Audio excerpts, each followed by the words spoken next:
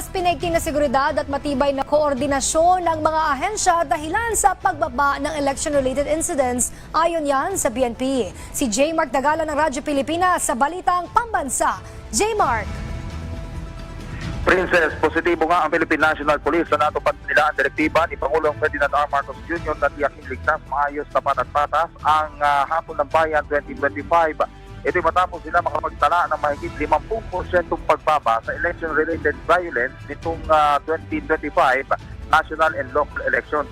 Ayon kay PNP Chief Police General Romel Francisco Marfil, ang pagbabago ngayong taon ay bunga ng mas pinaigting na seguridad, matibay na koordinasyon sa Commission on Elections at Armed Forces of the Philippines. Kasama rin dito ang maagap na pagde-deploy ng mga tauhan sa mga election areas of concern. Batay sa pinakuling datos, 49 na election-related incidents ang na-validate na ng PNP. Mas mababa kumpara sa 105 incident na naitala noong 2023 barangay at sangguniang kabataan elections. Sinabi pa ng PNP Chief, ang mas babang ERI ay malinaw na patunay ng mas panatatag na pagbabantay ng PNP lalo na sa mga rehiyong itinuturing na areas of concern. Mula sa Campo Crame, J. Mark Dagala ng Radyo Pilipinas para sa Balitang Pambansa.